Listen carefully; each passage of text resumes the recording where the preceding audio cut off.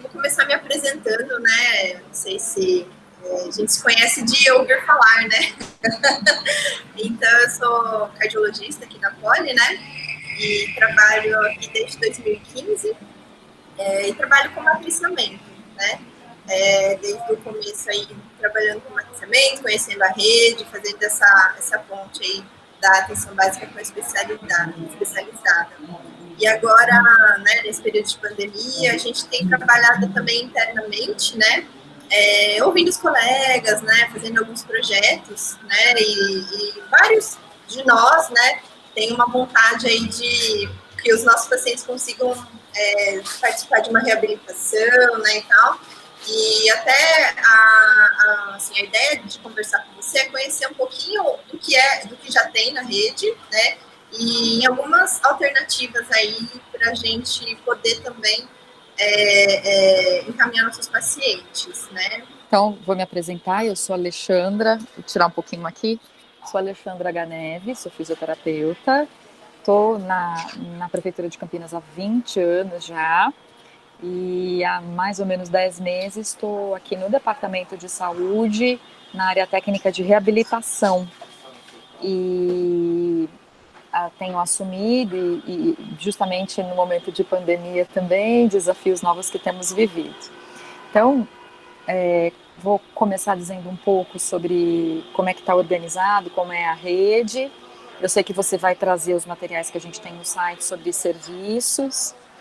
E eu também quero pensar com você alternativas e conseguir identificar necessidades para a gente pensar na estruturação de um serviço que possa fazer a reabilitação, em especial no eixo dos pacientes com necessidade cardiorrespiratória, tá bom? Mas vamos falar de tudo. Então, a rede de reab hoje do município, ela é focada em 3 das 4 grandes áreas de reabilitação. O Ministério define a área de reabilitação física, visual, auditiva e intelectual. A gente considera o quinto, que são as múltiplas, que são todas as possíveis articulações. Então, a gente pode ter um paciente com deficiência física e intelectual, auditiva e física, né? Então, a gente considera como múltiplas. Entendemos que a cardiorrespiratória entraria mais no eixo das físicas. É claro que o paciente pode ter outras comorbidades, mas seria nesse lugar. Hoje, Campinas tem referências para a área física, para a intelectual e para a auditiva. Visual, a gente tem os serviços de oftalmo, mas o processo de reabilitação do deficiente visual no uso dos espaços, circulação, processo educativo, aprendizagem da língua, né? Que é, no caso, a leitura em braille, isso a gente não tem referência. Para as outras, nós temos. A gente acaba trabalhando muito numa diferenciação também por faixa etária, infantil e adulto, em especial na física. A intelectual, geralmente o serviço que faz infantil faz adulto. E a gente tem a auditiva, que aí tanto faz ser criança ou adulto, o fluxo é o mesmo, tá bom? É isso que temos conveniado. O ideal, e é o caminho para onde temos, né, seguido, é que a gente consiga estratificar e esse cuidado ser ordenado a partir da atenção básica. Quando eu digo estratificar, né, não só o risco, mas o grau de dependência deste usuário, para saber o que deveria ser acompanhado na atenção básica, e aí a gente tem a possibilidade, né, das equipes NASFs apoiando as unidades básicas, os centros de saúde. Esse projeto está em andamento, mas a ideia seria que as incapacidades leves ficassem mais nesse segmento, as moderadas nas referências e as graves também nas referências, mas aí a gente pensa também para o SAD, tá bom? Então, em linhas gerais, esse é o panorama do que a gente tem. Isso, os NASFs, é o núcleo, era o núcleo de atenção à saúde da família, agora o núcleo ampliado, né, em saúde da família, composto por profissionais que não são reconhecidamente estritos à atenção primária, então são as especialidades médicas e não médicas que ajudam a compor o cuidado em regiões, aí não são só num centro de saúde. Hoje a gente tem um mapa na cidade disso, eu posso até mandar para vocês depois um resumo da situação. Isso está heterogêneo, há distritos que nós temos 7 equipes NASFs e há distritos que nós temos 5. Há distritos que elas estão mais completas, há distritos que elas estão menos completas. E elas não são padrão, então há NASFs onde tem fono, há NASF onde tem físio, há NASF onde tem nutri, há NASF onde tem o assistente social. Marcadamente, o que praticamente todos eles têm é o TO e o psico, que eram da área da saúde mental, um ou outro, alguns dos dois, alguns com psiquiatra, e profissionais médicos, muito na linha das práticas integrativas, então da homeopatia, acupuntura, compondo esse cuidado referenciado. Esse mapeamento dos NASFs, eu posso encaminhar depois para você a mensagem, Sheila, e aí compartilhar com a equipe. É o desenho do que tínhamos em dezembro. Bem recente. Mas que a gente sempre precisa estar atualizando por causa da movimentação de profissionais. Outro profissional que a gente acaba contando nesse cuidado na atenção primária é o residente. Muitas unidades têm residente de nutri, de físio e alguns de fono. Então, essa também é uma possibilidade no ordenamento do cuidado, mesmo sabendo que ele não é o profissional responsável, por conta de que ele está num processo de formação, né? Ele não é contratado. Mas ele pode ser alguém que ajuda a compor o cuidado, propor estratégias, monitorar. Então, a gente também tem isso. Esse levantamento dos residentes, infelizmente, eu não tenho hoje para te dar, esse mapeamento. Tem alguns distritos que têm maior, outros menor. Mas, enfim, a gente também tem esse outro recurso. Estou realmente bem interessada em saber se o NASF, por exemplo, poderia ser um equipamento para cuidado compartilhado dos pacientes com cardiopatia, né? A gente pensa assim que esse paciente teria benefício, por exemplo, de um acompanhamento emocional, de um acompanhamento da fisioterapia, né? E assim, seria até para coisas simples, não necessariamente para reabilitação cardiopulmonar, que seria o ideal, né? Mas para algo antes, que seria, por exemplo, para viabilizar caminhadas diárias, né? Tem paciente com limitações físicas, com potencial de melhora com a fisioterapia, e que a gente poderia pôr ele para caminhar, ponto, né? E aí seria assim, uma forma da gente ter esse suporte, né, próximo da casa dele, mais próximo do que vir aqui a policlínica, por exemplo, né?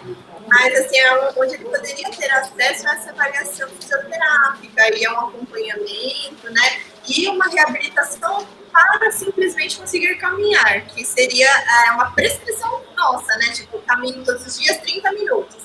E aí, por limitação de dor ou de alguma outra questão, né, muscular, né, enfim, ele não consegue seguir nossa recomendação.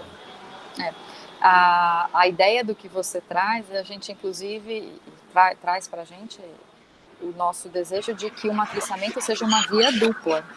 Então, quando a unidade básica discute com você um caso da cardio e eles conduzem lá, muitos deles, né, que a gente, como especialista também, consiga discutir com eles casos que estão conosco, que precisam de cuidados, que são do nível de atenção primária mesmo, né? São casos leves, mas que precisam desse monitoramento. Então, acho que a via do matriciamento poderia ser o canal para a gente pactuar e negociar isso também. Então, não só que a unidade acesse o especialista quando quer discutir um caso, mas que a especialidade também consiga acessar a unidade para a condução desse cuidado compartilhado. Eu acho que é possível, sim.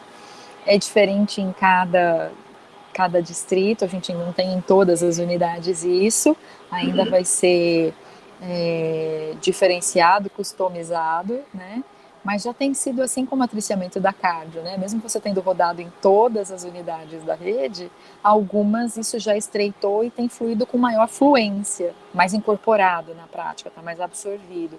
Então, acho que é um caminho que a gente pode ir com essa proposição, inclusive através do próprio canal de matriciamento, né? Quando os cardios identificarem casos que a necessidade desse acompanhamento para uma atividade física regular, equilíbrio da condição dele física basal, para melhora, né, da sua condição clínica, eu acho que a gente pode ir acessando sim e tentando viabilizar isso para cada local. A gente não tem educador físico nos nossos NASFs, é só o fisioterapeuta. E entendendo que nesse momento que estamos hoje, eles estão bastante focados e envolvidos no cuidado do Covid, né? Mas eu acho que é um caminho que a gente deve perseguir sim, e acho que é possível da gente pactuar. Mas aí a gente começou a pensar, poxa, antes do Covid já tem os nossos cardiopatas que já precisavam de reabilitação há muito tempo, né? Então, assim, a estrutura e talvez até o público-alvo seja semelhante, né? Para essa estrutura. Então, porque talvez a gente pensasse junto, né? Não só no tipo, você não teve Covid, então você não entra, né? Mas eu acho que tem que pensar nessa reabilitação de uma forma mais ampla, né? E pensar que, na verdade, são pacientes de alto risco, que eles estão elencados na prioridade também do nosso cuidado, né?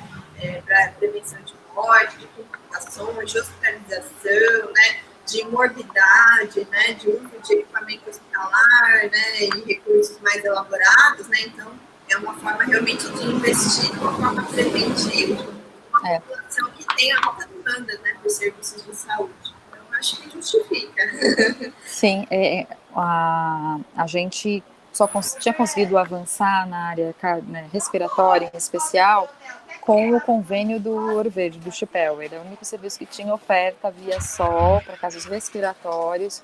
Quando inicia a pandemia, eles suspendem até isso, não tem mais acesso a esse ambulatório, foi desfeito. Foi aberto o covidário no lugar onde isso acontecia. E aí, nessa conversa da estruturação de rede de cuidados para o pós-Covid, é que a gente começa a pensar que esta pode ser a janela de oportunidade, né, da estruturação de um serviço que faça reab cardiorrespiratória. Então, acho que aproveitar do momento, né, da necessidade dessa reab, as pessoas estão muito mobilizadas por isso, por conta do Covid, né, de tentar usar isso como oportunidade, até por conta de ter linha de financiamento, recurso dedicado para, pensando em estruturar esse serviço, que depois eu até posso explicar melhor, mas hoje o CRI e o CRR estão atendendo os pós-Covid com necessidades de reab respiratória, mas aquilo que você falou, o cardiopata que não teve, né, não teve o Covid, esse a gente ainda não garantiu o serviço acesso, porque eram serviços que já faziam outras coisas. Então, como tiveram a redução do atendimento por causa das restrições do presencial, foi possível a gente redimensionar e uma fono e uma físio, ou uma físio e uma nutri em cada serviço, conseguirem olhar para este caso e estarem seguindo estes respiratórios no recorte pós-Covid. Mas isso significa que uma outra porta foi fechada, eles não estão atendendo os casos azul e verde da linha das dores osteomusculares, por exemplo, eles estão atendendo só os laranja. E aí depois eu até quero disponibilizar para vocês o instrumento que eles têm usado para essa classificação, que acho que é legal vocês terem aí e usarem na prática, mas a gente entende sim que é necessário. A nova diretora do departamento, nas poucas conversas que tivemos, já fala disso, de precisarmos sim pensar em olhar para o município, a referência, mas a gente sabe que a referência vai ser para o caso moderado e grave, mas os casos mais leves, a aposta é que a gente consiga articular com as equipes NASF, para que elas consigam fazer o acompanhamento da atenção básica. Então, quando você me pergunta, a gente pode acessar o NASF para tentar a discussão desse caso? Sim. Acho que a estratégia vai ser construída porque alguns profissionais chegaram no meio da pandemia, não foram acolhidos, não houve o acolhimento deles e nem a capacitação como equipes está em formação. Mas eu acho que é um elemento que a gente precisa ir trazendo e marcando dessa necessidade, sim, desse cuidado, em especial no cardiopata. Eu acho que o que você está pedindo é desse condicionamento cardiorrespiratório, ou mesmo metabólico. Isso. E ajudar no convencimento desta população. Mexer, né? Se mexe, né? E aí, esse acho que é o maior segredo para esta população, é a mudança de hábito, né? E se a gente conseguir isso, acho que isso acho que a gente atingiria a maior parcela da população que é cardiopata. Conseguindo fazer isso, a gente leria todos. É claro que a gente vai ter que ir dividindo, aquele que consegue muito, aquele que não consegue muito é pouco, mas o que ele consegue, ele sustentar, né, ele manter. Então acho que esse realmente é o segredo. E garantir sim a oferta para o mais grave também, ele também tem que ter. Então acho que é esse o olhar. Então, nós estamos nesse momento, e por isso que eu até quis fazer essa conversa com você também, porque aí acho que é um outro passo. Primeiro a gente vai conversar dos serviços, a rede possível, fluxos e tal, mas o meu pedido para você é que a gente consiga identificar, sim, junto com os cardiologistas, qual a nossa necessidade premente. Então, do que vocês têm atendido, o que vocês observam que é a maior necessidade, porque quando a gente estruturar o serviço, mesmo que a gente use os modelos que está previsto de um centro, né, de reabilitação cardiorrespiratória, mas que seja focado para a nossa necessidade, né? Talvez seja mais de instruções mesmo para fortalecer quem está na ponta, para que isso seja feito lá, ou não, vai ter que centralizar, eles têm que vir para a academia, fortalecimento no centro, eles vão demandar, são quadros que são pulmonares também, então vão ter ações mais invasivas, vão precisar de aspirações, vão precisar de estimulações, oxigênio terapia, porque aí a gente já imagina que o centro de referência tem que ser mais parrudo para dar conta deste quadro. Então, essa casuística nossa, eu acho que vocês que vão trazer para a gente conseguir planejar e caminhar num centro possível que olhe para a cardiorrespiratória. Eu estou dizendo isso porque, assim, os serviços atuais que temos, eles não foram preparados na estrutura física para fazer esse atendimento. Historicamente, tanto o CRI como o CRR nunca fizeram. Então, eles não têm régua de gases, por exemplo.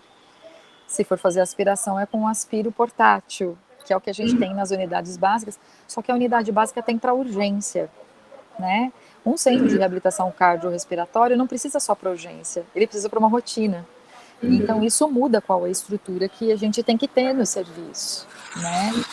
Então, a gente tem feito algumas ações, né, nesses serviços, mas, por exemplo, se o paciente que está chegando lá precisa de oxigênio terapia, como eles têm só torpedo, não tem a régua de gases, a gente não consegue sustentar um atendimento de 40, 50 minutos no torpedo de oxigênio. Então, tem essa coisa do entender a necessidade, a demanda, para que a gente procure estruturar o mais próximo possível desta necessidade, sabendo que o ideal a gente não consegue logo de cara, mas assim, o que é possível, né? Mas com uma estrutura mínima para que essa equipe também atue com segurança. Eu acho que depois eu vou querer ouvir de vocês um pouco, talvez seja uma tarefa que vocês vão ter que fazer depois, né? Assim, qual é a casuística, o que vocês estão entendendo que é o caso mais, ou vocês acham que não, ele não vai estar grave do ponto de vista respiratório, a gente vai precisar do condicionamento mesmo, seja com a esteira, a bicicleta, aquela elíptica ou esteira, esse tipo de coisa que a gente vai precisar detalhar melhor com vocês, tá bom? Mas acho que é o outro momento da conversa. Isso, assim, o que eu trouxe lá no começo, né, que a minha expectativa é para o simples, né? Claro, a gente sonha, né, ter várias bicicletas horizontais, né, para fazer aí funcionamento de fato, né, ter um monitor, ter como fazer medida da pressão, simetria, né, que seria, né, o centro de reabilitação aí completo, né. Não precisa de um espaço assim muito grande, né? Mas assim, exige aí certo equipamento específico, né? Mas eu acho que isso a gente poderia até pensar para um próximo momento, né? E a minha ideia, a princípio, é que a gente pudesse botar a galera para caminhar, simples, só isso. Acho que a gente podia começar falando do CRI, né? Tem geriatra, tem acupunturista, fonoaudióloga, nutricionista, enfermeiro, auxiliar, né? E aí a ideia é usando a reabilitação funcional, né?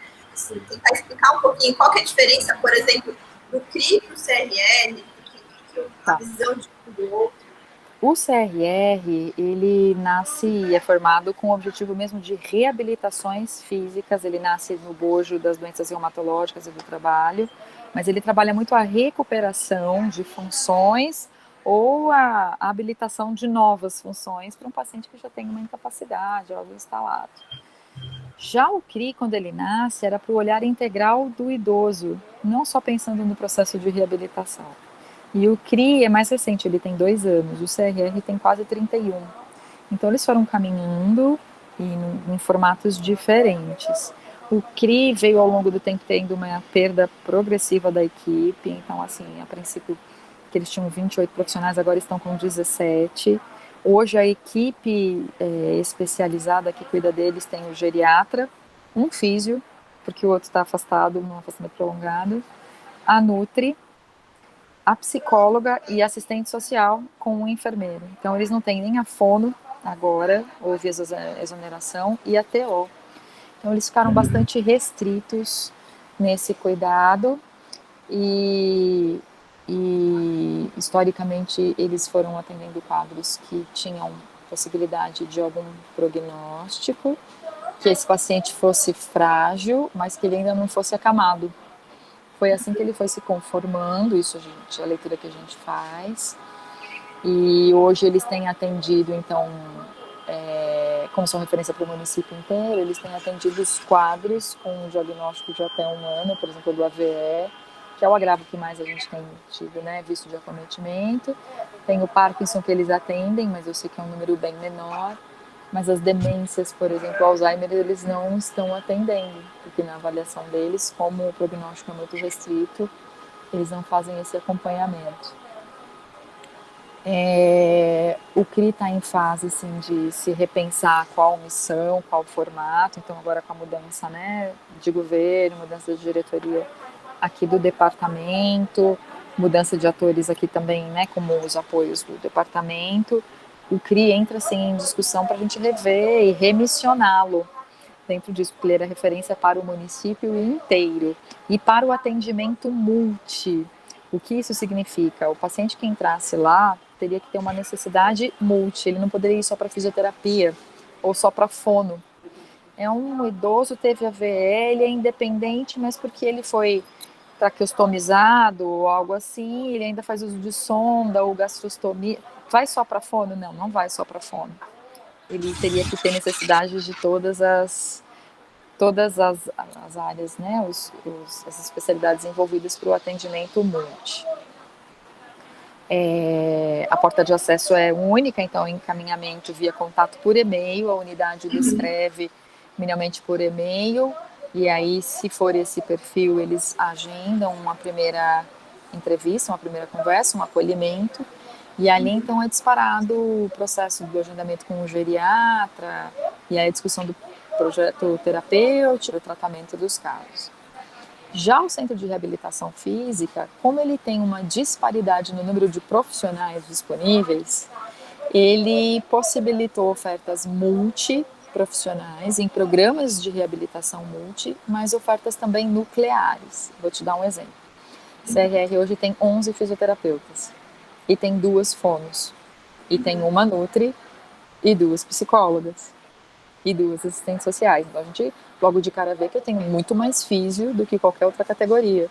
Isso possibilitou um arranjo de oferta onde a gente tem vaga para fisioterapia motor adulto e a gente tem vaga de físio dentro dos programas de reabilitação multiprofissional. Então são 4 programas que eles têm lá, o programa de reabilitação infantil, onde todos os casos com necessidade de reabilitação física entram lá, então desde a criança com escoliose, desde a criança com queimadura, da criança que sofreu uma amputação, da criança que nasceu com uma encefalopatia crônica, ou nasceu com alguma síndrome congênita, ou algo adquirido e que se comporta com um quadro de uma encefalopatia, ou uma criança que tenha tido uma lesão medular. Todas essas crianças entram neste programa infantil, ele é múltiplo. E aí os programas multiadultos se dedicam a alguns agravos específicos por conta das particularidades disso mesmo. Então, eles dividem no programa de lesão encefálica adquirida do adulto, onde a gente tem os AVEs, onde a gente tem os traumatismos cranianos, os casos de neoplasias centrais, que se comportam como aquele quadro neurológico clássico, né? Estes casos têm um programa multi, assim como as lesões medulares, que aí são, né, seja por acidente de moto, acidente perfuro-cortante, ou mesmo tumor de medula, mas que tem um comportamento de uma lesão mais para os membros, mais das paralisias, né? Então, esses dois programas multi, eles são dedicados a pacientes que tiveram até 1 ano de agravo. E também o programa da pessoa com amputação, porque aí ele tem que ter uma reabilitação motora, mas a gente não conseguiu de fato, mas ele de fato não se comporta como uma lesão neurológica, né? Geralmente foi algo metabólico, que na maioria dos casos que chegam lá podem ser por trauma, mas como ele não é tão neurológico, ele tem um grupo próprio específico nele, tá bom? Deixa eu ver o que você me perguntou aqui. Seria possível um fisioterapeuta para a FOLE3? Qual é o problema hoje, Sheila? A gente ainda tem uma demanda importante no município para os casos osteomusculares, né? A gente ainda tem uma demanda reprimida de 3.500 pessoas aguardando atendimento por causa das dores crônicas osteomusculares. O último levantamento que a gente fez de estudo dessa demanda foi de 2016, já tem quase 5 anos, mas nisso a gente viu que 70% do que estava aguardando lá era caso ortopédico muscular, 70%, 80%, seja traumatológico, pós-operatório ou reumatológico mesmo, né? Ou do envelhecimento. Os neurológicos mais uns 10 a 15%, e a gente ainda não tinha um quantitativo expressivo, né, de outras, né, naturezas, seja o queimado, o uroginecológico, a cardiopulmonar, enfim. A gente ainda é muito absorvido por conta das artroses, das hérnias, das artroses de joelho, das síndromes de impacto no ombro, de joelho, de patela. Então, isso ainda justifica que o CR tenha essa concentração. A gente não conseguiu ainda diluir. Dentro da poli... Posso puxar minha sardinha? Pois. Porque, assim, a gente trabalha, né, com classificação de risco. Aqui, né, por exemplo, o paciente de alto risco cardiovascular, ele vem antes do de baixo risco cardiovascular. E aí, naquele pensamento, né, do paciente que vai ter mais risco de morrer, né, que vai ter mais utilização, risco de ter um evento, né, seja AVC, seja infarto, né, ou evolução para ICC. Então, são pacientes de alto risco cardiovascular que a gente prioriza, né, para realmente, assim, atender, né, e tentar reduzir os riscos dele, né. E aí a reabilitação, ele entra nesse plano, né. A gente tem aqui uma população que é, assim, o filé, o supra-sumo da galera, assim, grave, né. Quem tem cardiopatia, quem já infartou, quem já teve evento, ou quem tem um alto risco de ter complicações, e que, assim, a gente considera como prioritário, né? Então, você falando assim, tem uma fila de 3.000 pacientes, né, com demandas osteomusculares, que já foram encaminhadas, às vezes, há anos para fisioterapia, né, que estão aguardando, não foram atendidas. E aí a gente pensa assim, na escassez de recursos, né, talvez olhar para os mais graves, para quem o impacto da reabilitação física, motora, o restabelecimento de função vai ter um impacto direto na sobrevida. Claro, qualidade de vida é importante, ótimo, é importante. Assim, você não ter dor, você conseguir ter uma qualidade de vida boa, isso é fundamental. Mas pensando aí na escassez de recursos, né, no que a gente precisa aí distribuir, né, eu penso que seriam ações prioritárias para esses pacientes que estão aqui em acompanhamento. Chama minha sardinha. A gente, apesar da mudança de governo ser recente, esse é ano de planejamento, né? A gente tem que fazer planejamento plurianual, a gente tem que pensar o plano de ação, plano de ação, melhor, o plano municipal, né, de saúde. São vários planos que a gente tem que discutir agora. E uma das propostas que a gente está amadurecendo é essa mesmo, da gente ter criado também uma referência para isto, para os casos cardiorrespiratórios, e uma referência própria, porque hoje a gente tinha conveniado no Ouro Verde, está suspenso, e nunca tivemos no GAT. A ideia é isso, e é claro que a Poli é o lugar que nos atrai para isso, a gente pensa que é estratégico, no sentido de integrar, né, e de ser uma retaguarda, né, no caso, tanto para os especialistas daí, mas também que tem a porta para a rede. Então, o desenho é este. Não tenho dado ainda, e a gente também não pensou na proposta do remanejamento, mas na linha, sim, de uma ampliação. A ideia, acho que seria essa, pensar nisso, mas entendo também que não é só o profissional físio. Quem mais teria que compor este núcleo para poder fazer isso, e aí a gente conseguir referenciar. Até para que a gente não caia no risco de formar ambulatórios de especialidade dentro da especialidade ainda, né? Muitas coisas, como você mesmo disse, né? Na linha da qualidade de vida. Muitos desses pacientes estão na fila aguardando o REAB musculoesquelética. Eles são pacientes que podem se beneficiar das práticas integrativas. Isso do ponto de vista musculoesquelético, saúde mental. Então, a defesa é que a gente consiga fazer isso e estratificando não, mas descentralizando, né? Então, assim, não está descartado esse pedido. Acho que a gente está caminhando para tentar estruturar, assim, essa referência. Pode ser que seja com o remanejamento de alguém para ir, porque a gente já tem fisioterapeutas na rede que têm especialização nisso, que trabalham com isso, então talvez tentar otimizá-los, mas isso significa que a gente teria que repô-los. Então a ideia é isso, que a gente consiga ter, acho que tá em vista isso, a gente pensa, mas é algo que tem que ser discutido também com especialidades, assim. É uma bandeira que eu levanto, mas que eu preciso construir com os pares, com coordenação de serviço, porque isso demanda saber a estrutura, o local, como a gente organizar isso para dentro, mas acho que sim. Aí, só fechando a apresentação do CRR, o CRR, diferente do CRI, que o CRI só tem a porta e o atendimento multiprofissional, o CRR, além do multi, tem o atendimento da especialidade.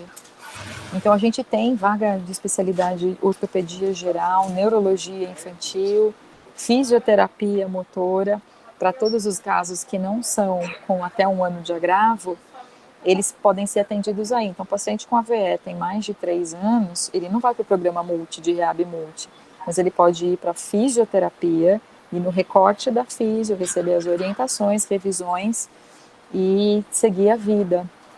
Então, a gente tem isso. E a outra vaga que a gente tem de especialidade, que vale a pena marcar, é a fonodisfagia, que também é uma vaga um pouco mais recente. Essas todas são vagas sol, as vagas de especialidade estão, né, no sol.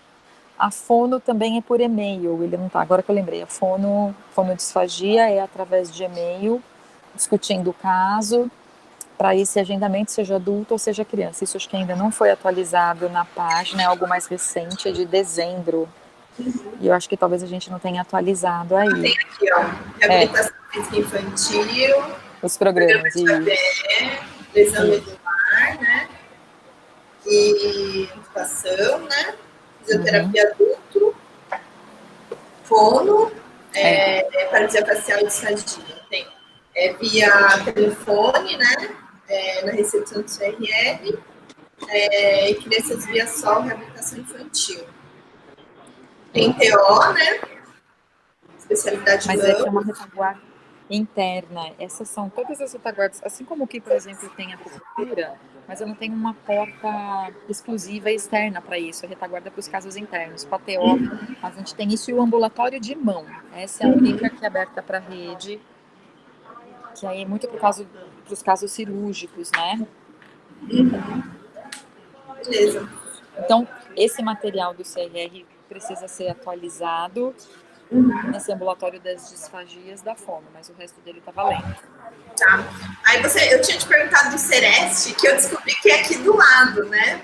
Por isso que me interessou também, né? Que você falou da dificuldade, né? Que às vezes a gente teria que se deslocar um hospital, eventualmente para vir, se fosse, né? A gente fazer para os nossos pacientes da poli, mas tem um serviço de referência com fisioterapia aqui do lado, né? E aí eu te pergunto se seria possível algum tipo de encaminhamento para avaliação osteomuscular, né? Para deambulação simples, assim, né? Às vezes reabilitação do joelho, não sei, né? Alguma coisa nesse sentido, que é assim, 95% dos pacientes cardiopatas têm osteoartrose de joelhos. Então, assim, seria um foco aí de atenção nossa, aquilo que eu pensei aí.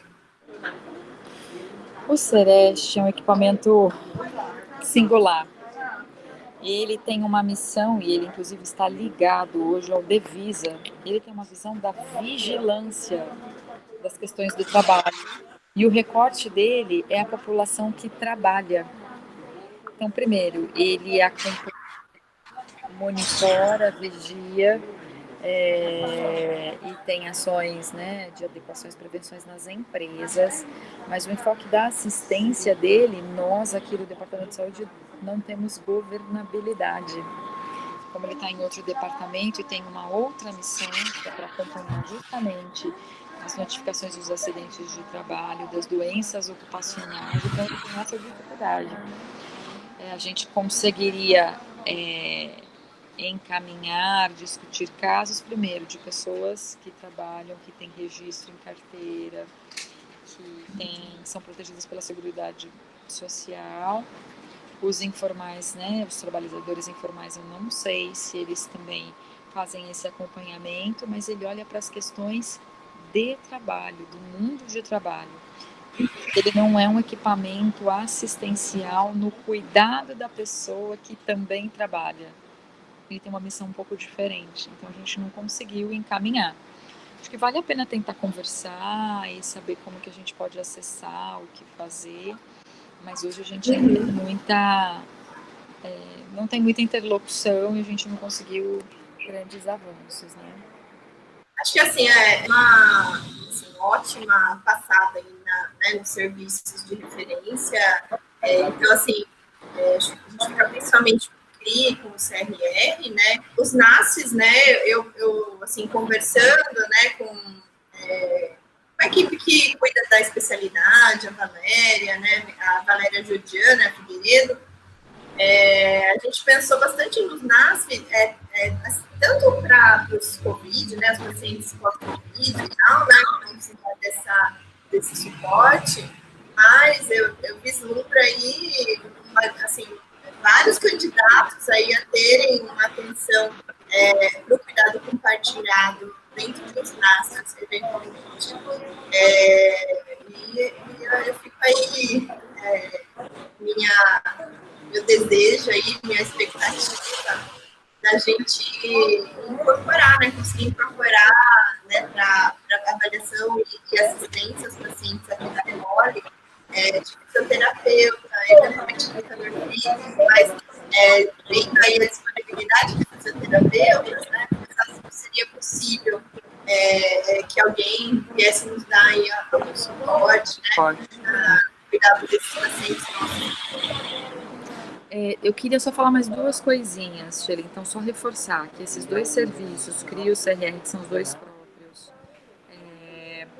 eles estão com esse fluxo que não está aí no site ainda, mas é que foi divulgado para as unidades um fluxograma para os casos pós-Covid. Então, com necessidade de reabilitação, seja porque ficou com quadro de fadiga, perda ponderal importante de peso, algum quadro de disfagia, estes casos estão sendo atendidos. O respiratório, sim, eles estão atendendo. O CRI acima de 60 e o CRR até 59 anos, né? Isso é contato telefônico. Eu falei por cima das outras reabilitações, auditiva, intelectual, mesmo a física. Nós trabalhamos com entidades conveniadas, então são filantrópicas, a gente tem convênio com a PAI, com a Pestalozzi, a gente tem convênio com a Casa da Criança Paralítica, a Fundação Síndrome de Down, mas esses são muito mais focados à questão física de origem neurológica ou intelectual, né? E a Pascamp para auditiva. Então, esse é só o panorama geral da REAB.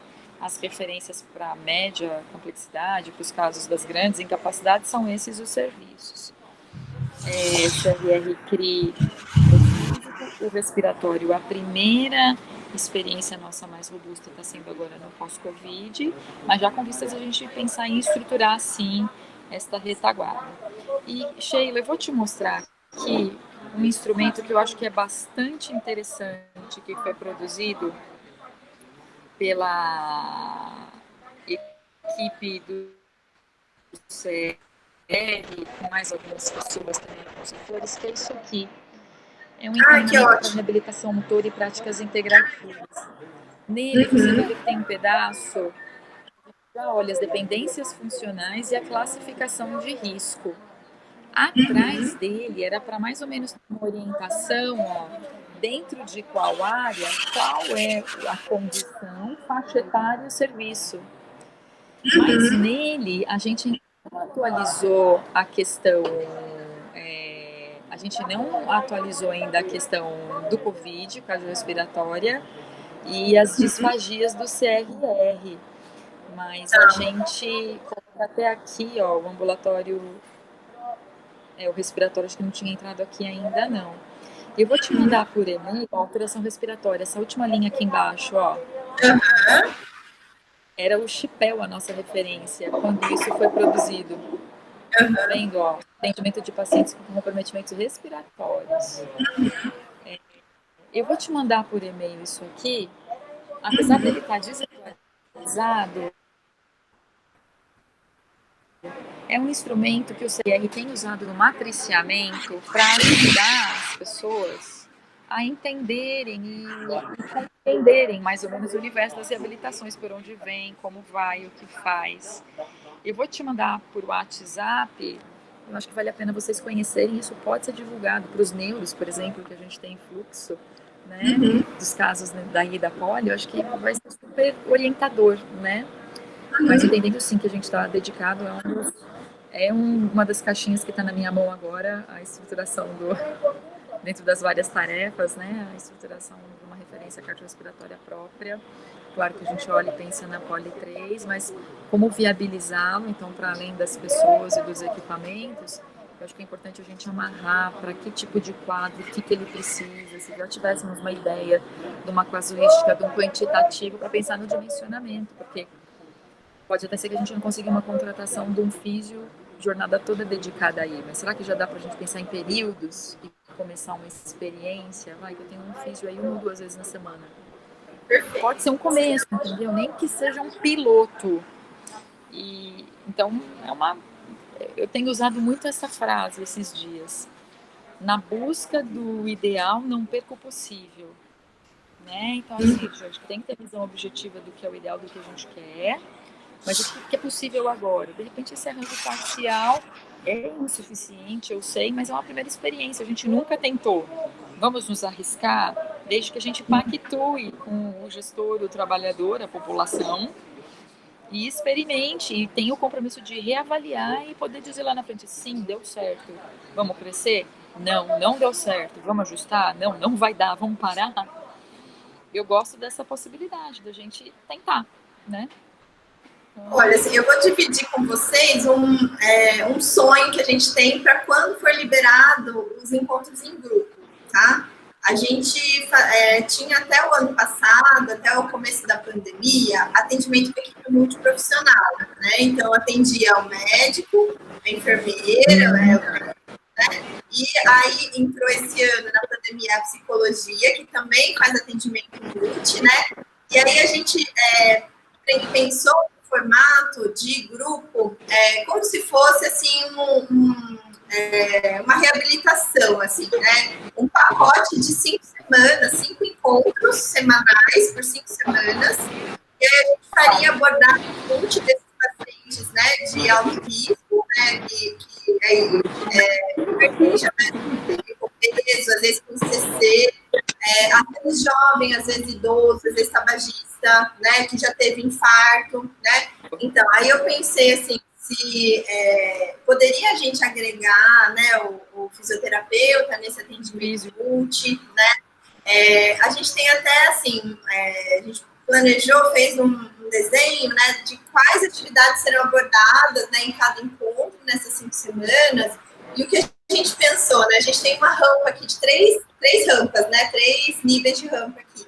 A gente fazer um mini teste de caminhada com o paciente, fazer a percepção do cansaço, né, se teve dor, se não teve, quanto que tolerou, em quanto tempo conseguiu subir, e aí fazer uma proposta para esse paciente, assim, nessas 5 semanas, vamos tentar caminhar todos os dias, né, e a gente reavaliar dali, no último encontro, dali um mês com caminhadas diárias, assim, quanto que você teve de impacto aí na disposição, na dor, na cidade física, né? E aí serviria aí como um estímulo também para que ele possa levar aí esse hábito aí dali para diante, né? Então a gente pensou, né, nessa intervenção de né? Estamos esperando aí liberar os encontros de grupo, né? A gente a princípio pensou em grupos pequenos, mas aí seria tipo terça-feira de manhã, meio período, né?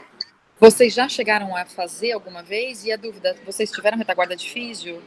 Então, não tivemos, não temos. A gente tá, eu tenho amigos físio, né? Tenho uma amiga físio, né? Que ela me dá várias dicas, tal, mas não temos físio aqui para fazer esse teste de caminhada aí, adaptado, entendeu? Aí eu falei, seria super bacana se a gente pudesse, assim, meio período, uma vez na semana, ter esse anjo aqui para nos dar uma luz nesse aspecto, entendeu? Bom saber dessa ideia, porque assim, aquilo que eu te falei, são caminhos de viabilidade.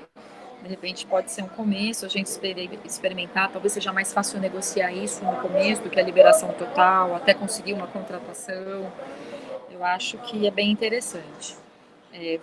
Gostei de você ter falado dessa ideia, porque aí eu já vou ter que fazer conversas com pessoas e pensar nisso, sim, acho que é bem viável. Mas vamos trocando, sim, aí compartilha com a equipe esse material, né? Você vai editar e compartilhar, e a gente volta a se falar, sim, tá bom? E pro momento de planejamento aqui, né, do departamento, da secretaria, a gente vai trocando, sim, mais coisas a respeito de pensar isso, dando as evolutivas do que a gente tem olhado. E eu assumo o compromisso de começar a negociação com referências para a gente, nem que seja para começar essa proposta do grupo experimental mesmo. Eu acho que é bem mais factível, aproximando os especialistas, acho que a gente pode ter uma experiência legal e ter um bom fruto disso. Tá bom? Ó, eu te mando, então, a relação do que eu tenho de NASF, e por WhatsApp eu já te mando esse instrumento que eu te mostrei de encaminhamento para a REAB, que eu acho que é legal de compartilhar esses 2 materiais aí. Tá bom? Obrigada. Tá bom, conversamos então. Obrigada, viu, por topar a nossa conversa aí. E vamos nessa, né? Mais um ano, quem sabe, avançando um pouquinho. Eu que agradeço você de ter me acionado também, foi no momento certo, porque veio uma demanda aqui da área da atenção primária sobre isso, e aí você entrou em contato, até falei para ela assim, falei, foi você que falou com a Sheila? Não, foi tudo mesmo conspirando, eu acho que a gente consegue algo sim. Eu tô feliz também do contato. Obrigada, viu, Sheila? A gente volta a se falar. Obrigada. Tchau, tchau.